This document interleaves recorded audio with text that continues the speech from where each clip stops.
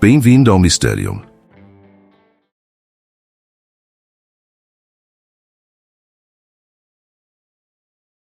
Doutora Helena Castilho olhou para o relógio no canto de sua mesa. Era tarde, mas ela ainda não conseguia tirar os olhos do relatório incompleto à sua frente.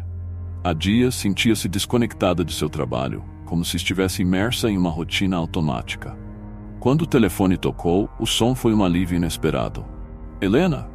A voz do outro lado era familiar. Era Gustavo, o antigo colega da faculdade de psicologia. Eles não se falavam há anos. Gustavo, respondeu surpresa. Há quanto tempo? Como está? Estou bem, mas não é sobre mim que quero falar. Tenho algo incomum para te contar. A hesitação na voz dele era clara, quase desconfortável. Você já ouviu falar do Asilo Santa Clara? Helena franziu o senho. O asilo abandonado fora da cidade? Esse mesmo. Precisamos da sua ajuda lá. Estamos investigando alguns fenômenos estranhos. Ela ficou em silêncio por alguns segundos, tentando processar o pedido. Sabia que Gustavo havia se envolvido com estudos paranormais, mas nunca tinha dado muita atenção. O ceticismo lhe era natural. Fenômenos? Que tipo de fenômenos? Pacientes antigos estão sendo vistos por lá, mas eles estão mortos, Helena. Sua respiração ficou mais pesada e o desconforto tomou conta de seus pensamentos. Não acreditava em fantasmas, mas a curiosidade a venceu. Ela precisava sair de sua rotina estagnada. Vou até lá amanhã. Ao desligar, Helena olhou pela janela de seu apartamento e sentiu um arrepio percorrer sua espinha. A noite parecia mais pesada do que o normal, como se já prenunciasse o que estava por vir. Na manhã seguinte, ela dirigiu até o asilo. Ao descer do carro, o vento frio trouxe consigo a sensação de que aquele lugar guardava segredos há muito tempo esquecidos. O portão enferrujado do asilo rangeu ao ser empurrado. Helena atravessou o caminho de pedras, sentindo a imponência decadente do prédio à sua frente. As janelas quebradas, as paredes cobertas de musgo e o silêncio absoluto criavam uma atmosfera opressiva.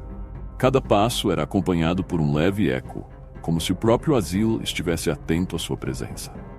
Gustavo estava esperando na entrada.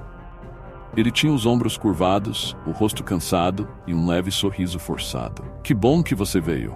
Não me sinto tão bem assim por estar aqui, para ser sincera, respondeu Helena com uma tentativa de leveza, mas logo ficou séria. O que está acontecendo, Gustavo? Vou te mostrar. Eles caminharam pelo corredor principal, e o ar parecia mais denso à medida que se aprofundavam no prédio.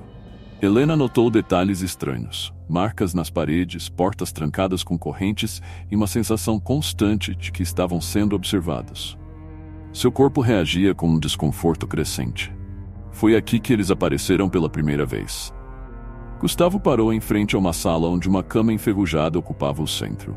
As janelas estavam cobertas por cortinas grossas e empoeiradas. De repente, Helena sentiu uma presença. O ar ficou mais frio e no canto do quarto uma figura pálida surgiu lentamente, como se estivesse emergindo das sombras. Era uma mulher idosa, vestida em trajes hospitalares, com olhos opacos que pareciam não enxergar, mas ainda assim fixos nela. Helena deu um passo para trás, o coração disparado. Gustavo murmurou. Essa é a irmã Lúcia. Ela morreu aqui há quase 20 anos. A mulher idosa ergueu o braço apontando diretamente para Helena. Seus lábios se moveram, murmurando palavras quase inaudíveis. Você não deveria estar aqui. Helena ficou imóvel, o olhar preso na figura fantasmagórica à sua frente. O ambiente parecia mais denso, como se o ar fosse feito de um véu pesado e sufocante. Gustavo, ao seu lado, permaneceu em silêncio, mas sua expressão revelava que ele também sentia o peso daquela presença. Você não deveria estar aqui, repetiu irmã Lúcia, sua voz quase um sussurro que se misturava ao vento que atravessava as janelas quebradas. Helena engoliu em seco e, tentando recuperar o controle, deu um passo à frente. O que ela quer dizer com isso? Gustavo balançou a cabeça. Ela sempre diz isso. Desde o primeiro dia que a vimos, é como se ela estivesse presa em algum tipo de ciclo, repetindo a mesma frase. Nenhum de nós conseguiu entender o motivo. Conforme continuavam a explorar o asilo, Helena sentia a crescente sensação de que a cada esquina algo estava à espreita, observando. Em um dos corredores, notou um homem sentado perto de uma janela. Ele segurava um relógio quebrado nas mãos, os olhos fixos no objeto como se sua vida dependesse daquilo. Quem é ele? Perguntou Helena, tentando suprimir o frio que agora subia pela sua espinha. Esse é Sr. Marques, respondeu Gustavo com um tom sombrio. Ele perdeu a filha pequena em um acidente. Nunca superou a culpa. Morreu aqui logo depois.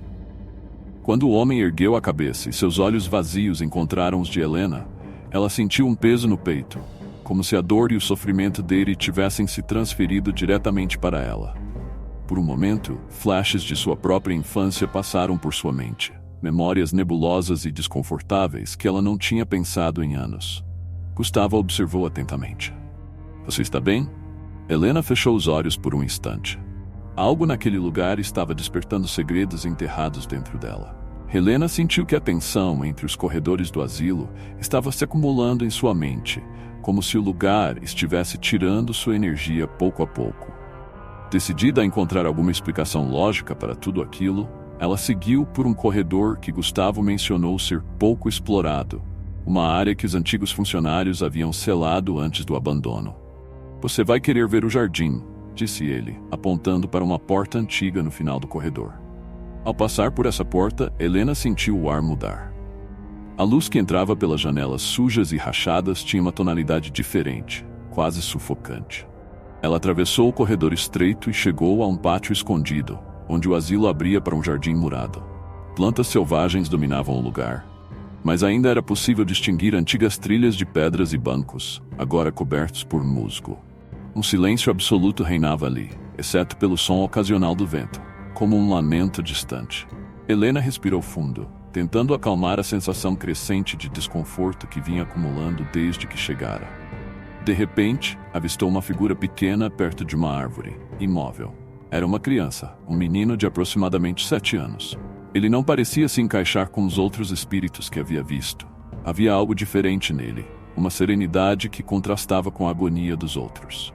Ela se aproximou lentamente. O menino olhou para ela com uma expressão serena, mas seus olhos transmitiam algo muito mais profundo do que a sua idade poderia sugerir. Você está aqui por ela, não está? Helena parou, o coração acelerado. Por ela? Quem você está falando? Ele inclinou a cabeça para o lado, como se estivesse tentando lembrar de algo. Sua irmã. A menção à irmã a atingiu como um soco no estômago. A memória de sua infância, a lembrança daquela tragédia que há tanto tempo ela evitava, parecia emergir, escura e sufocante. Ela olhou para o menino, agora mais alerta. Como você sabe disso? Quem é você? O menino apenas sorriu levemente e desapareceu no ar, como se nunca tivesse estado ali. Helena caiu de joelhos, a mente girando. O asilo, o jardim, as almas presas. Tudo parecia estar interligado de alguma forma. Mas agora ela começava a entender que não estava ali apenas como investigadora. Algo profundamente pessoal a atrair até aquele lugar. Com os dedos trêmulos, tocou o chão frio do jardim e sussurrou para si mesma, como se a verdade que ela evitara por tanto tempo estivesse começando a se revelar. Helena ainda estava ajoelhada no chão do jardim quando sentiu o peso de uma presença invisível cercá-la. O frio que antes parecia apenas físico agora penetrava em sua mente, trazendo uma sensação de desespero sufocante. Ela levantou-se, lutando para manter a calma. O asilo que antes parecia uma ruína silenciosa agora pulsava com uma energia maligna, como se estivesse vivo e consciente de sua dor. Helena, a voz de Gustavo ecoou do corredor. Ele entrou no jardim, o rosto preocupado. O que está acontecendo? Você parece diferente. Ela olhou para ele, mas era como se Gustavo estivesse em um plano distante. Algo mais forte e antigo estava se movendo ali, algo que puxava suas memórias mais profundas, aquelas que ela tentava suprimir desde a infância. Minha irmã, eu não consigo parar de pensar nela. Ele hesitou. Você nunca mencionou que tinha uma irmã. Porque ela morreu. A dor em sua voz era palpável. Eu estava lá, eu deveria ter salvado ela. De repente, o ar ao redor de Helena começou a vibrar. Um vento forte atravessou o jardim, fazendo as plantas e árvores estremecerem. E então ela viu. Uma figura escura emergiu das sombras, uma presença que dominava o espaço. Não era um espírito comum, como os outros que ela tinha visto no asilo. Era uma entidade, uma força antiga, alimentada pela dor e culpa de todos que passaram por ali. Os olhos da entidade se fixaram em Helena, e ela sentiu seu coração apertar no peito. Você a perdeu, sussurrou a criatura, sua voz soando como 1000 sussurros dolorosos. Você a deixou morrer e por isso deve pagar. Helena recuou, o corpo tremendo. Não foi culpa minha. Mas a entidade avançava, seus olhos brilhando com uma raiva silenciosa. Você sabe que foi. A dor dela, a sua culpa, alimentaram este lugar. As almas que aqui estão presas se alimentam desse sofrimento. E agora você também está presa. Gustavo tentou intervir, mas foi jogado para trás por uma força invisível. Ele gritou o nome de Helena, mas ela estava além de seu alcance. A entidade estava cada vez mais perto, sufocando-a com as lembranças da morte de sua irmã. Mas então, no fundo de sua mente, uma pequena chama de esperança surgiu. Helena percebeu que a única forma de vencer aquela entidade era confrontar a verdade, não apenas sobre o que aconteceu com sua irmã, mas sobre si mesma. Ela se levantou, com dificuldade, mas determinada. Eu sei o que você é, e sei o que precisa ser feito. Helena manteve-se firme, seus olhos agora fixos na entidade que se aproximava. O medo ainda apertava seu peito, mas algo dentro dela estava mudando. A culpa que carregara por tantos anos, aquela dor latente pela perda da irmã já não parecia tão insuportável. Pela primeira vez, ela permitiu que as lembranças surgissem completamente. O acidente, o pânico, a impotência, tudo se desenrolou em sua mente com clareza.